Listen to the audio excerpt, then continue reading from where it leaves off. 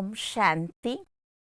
இந்த உலகத்துல நம்ம மற்றவங்க செய்யக்கூடிய செயல்கள் எதெல்லாம் பாவம், எதெல்லாம் புண்ணியம், இதை பத்தி ஆராய்ச்சியில நம்ம இறங்குறோம். அது தேவையில்லாத ஒன்றுதான். ஒரு குரு தன்னோட சீடர்கள் 3 பேரோட காட்டு வழியா நடந்து போயிட்டு இருக்காரு.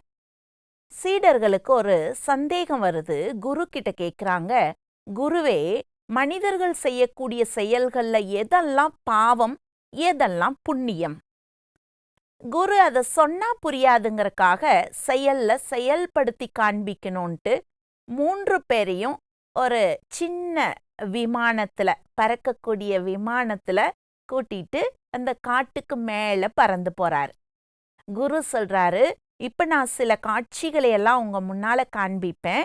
அதுல எது பாவம், எது புண்ணியம்னு கரெக்டா நீங்க பதில் சொல்லணும். யார் அதுல தவறா பதில் சொல்றீங்களோ அவங்க இந்த விமானத்துல இருந்து விழுந்துருவீங்க. இதுக்கு ஒத்துக்கிட்டா இதனுடைய ரகசியத்தை நான் உங்களுக்கு புரிய வைக்கிறேன்னு சொல்றாரு.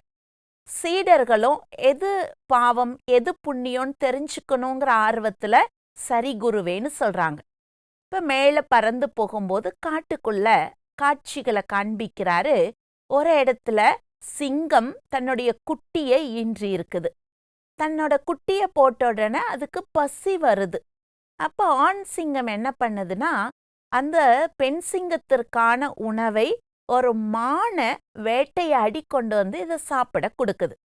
அந்த மான் என்ன செஞ்சிருக்கு அப்படின்னா, அதுவும் அப்பதான் குட்டிய போட்டிருக்கு. அதோடைய உணவுக்காக புல் எடுத்துக்கிறதுக்கு வந்திருக்கு. இப்ப மேல இருந்து பார்க்கும்போது இந்த 2 காட்சியுமே சீடர்களுக்கு தெரியுது. சிங்கமும் குட்டி போட்டிருக்கு, அதுக்கும் உணவு தேவைப்படுது. அதனால அதோட உணவு மான் அதை வேட்டையாடி தன்னுடைய பெண் சிங்கத்துக்கு கொடுக்குது. அதே சமயத்துல அந்த மானும் தன்னோட குட்டியை ஈன்றி இருக்கு இல்லையா, அது இறந்து போன உடனே குட்டிக்கு தன்னோட தாய் இல்லாம போயிட்டாங்க. குரு இந்த காட்சியை காண்பிச்சு கேக்குறாரு, இதுல யார் செய்தது பாவம், எது புண்ணியம்? முதல் சீடன் சொல்றாரு, சிங்கம் செய்தது பாவம்தான் குருவே. ஏன்னா மான் குட்டி போட்டிருக்கு இல்லையா, இப்ப அந்த குட்டி என்ன செய்யும் அப்படின்னு அவர் அது பதில் சொன்ன உடனே அந்த விமானம் அந்த சீடனை தள்ளி விட்டுருது. 2வது சீடனை குரு பாக்குறாரு.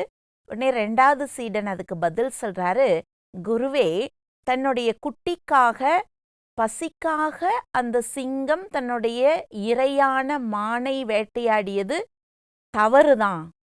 ஏன்னா அதுவும் குட்டி போட்டிருக்கு இல்லையா, ஆனா அதோட உணவு மான் தானே. அதனால இந்த விதத்துல பார்க்கும்போது அது செய்தது பாவங்கிற கணக்குல சேராது.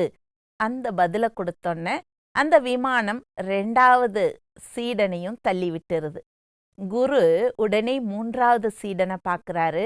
சீடனுக்கு தோணுது, அது பாவம்னு சொன்ன சீடனும் விழுந்துட்டாரு, சரிதான்னு சொன்ன சீடனும் விழுந்துட்டாரு. இப்ப நம்ம என்ன சொல்லலாம்? என்ன சொன்னாலும் நம்ம விழுந்துருவோம். விழாம இருக்கணும்னா குரு கேட்கும்போது நம்ம இது எனக்கு தெரியாதுன்னு பதில் சொல்லலான்னு சொல்லிட்டு குரு கேட்ட உடனே இந்த பதில கொடுக்கறாரு. இது செய்தது பாவமா புண்ணியமான்னு எனக்கு தெரியல குருவே சொன்ன உடனே அந்த விமானம் அந்த 3வது சீடனை தள்ளி விடுறதுக்கு பதிலா பாதுகாப்பா கொண்டு வந்து இறக்கி விடுது. இந்த கதையிலிருந்து என்ன தெரிஞ்சுக்கிறோம்னா, ஒவ்வொருவருடைய சூழ்நிலையில அவங்க என்ன காரியம் செய்யறாங்க, அதுல பாவம் இருக்குதா புண்ணியம் இருக்குதான்னு நாம் முடிவு பண்ண வேண்டிய அவசியம் இல்ல. நான் என்ன சரியா செய்யணுமோ அதை செய்தேனான்னு தன்னைய மட்டும் பார்க்கணுமே ஒழிய மற்றவர்களுடைய செயலுக்கு நாம் தீர்ப்பு கொடுக்கக்கூடியவர்களாக ஆகக்கூடாது. ஓம் சாந்தி.